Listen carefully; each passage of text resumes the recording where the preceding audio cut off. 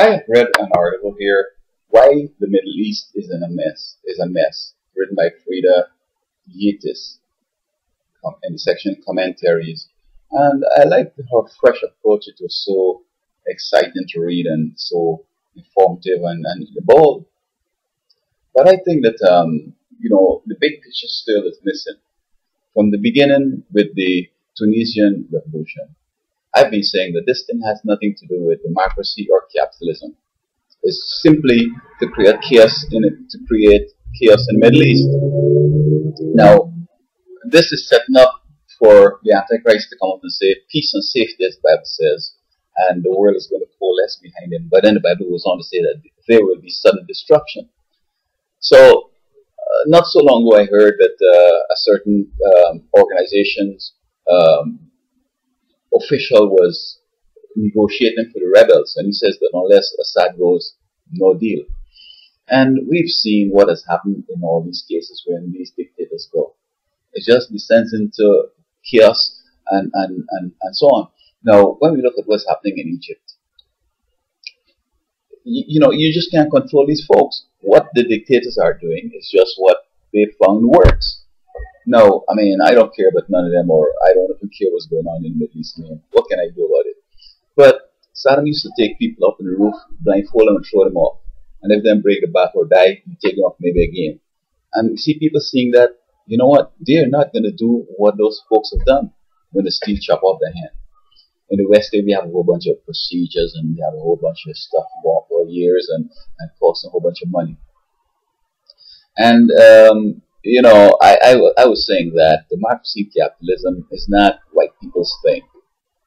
It is a system that comes from individuals who have eschewed religious views, Christianity as it were. And coming out of the Middle Ages, I believe that Europe and its affiliates moved and come with this way of organizing politically and economically, call it capitalism and democracy. And people want to trace it back to Greek times or whatever.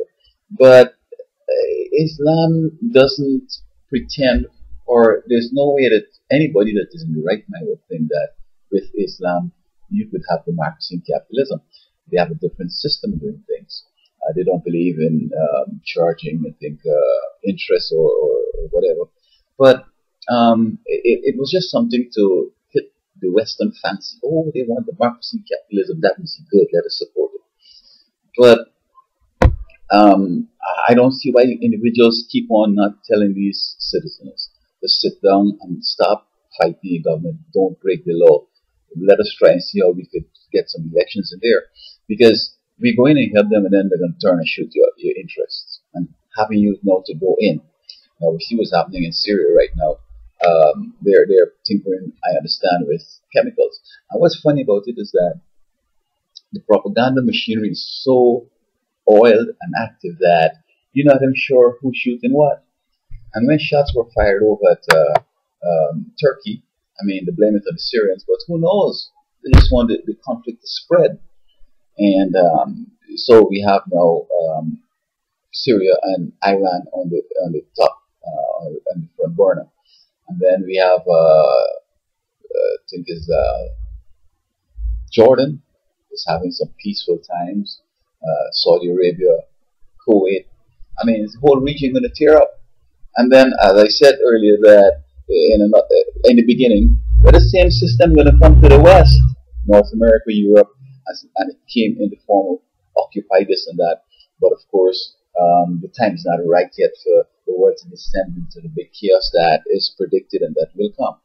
So again, I think that folks need to understand that these things are not necessarily happening because they were predicted, but certain organizations have an interest in running to see if they could take over the world, and they're creating this chaos, and then they can come as if they have the solutions. But as we saw in the revolutions, even in Latin America, what's happening here is that the chase is what is exciting. It's not the objective. It's not the opportunity to go democratic or capitalist. It's just the excitement of creating chaos and overthrowing the dictators. And so we see here with Morsi, he realized that with the type of power he has, he can't control nothing. because the Minty says something that they don't like put on the street, theory square, whatever, and they want to bring down the show. The economy is slipping all the time, and so he figures that if he could get some of Mubarak's power, where he could shoot people at sight and order people not to leave home and so on, that would help, and perhaps it might. But this is far from what they were clamoring for, and who knows? As I said earlier, this call for democracy and capitalism is just a way to get NATO and the West, excited. Yes, they want democracy and capitalism. Let us help them. I mean, help overthrow the dictators. Then they're coming back and causing you grief. So I really don't even study them, man. I have other things to study. I'm not waste my nights and sleepless nights trying to see how to solve their problem. Maybe someday we're gonna find something that they could use if they really want to move forward.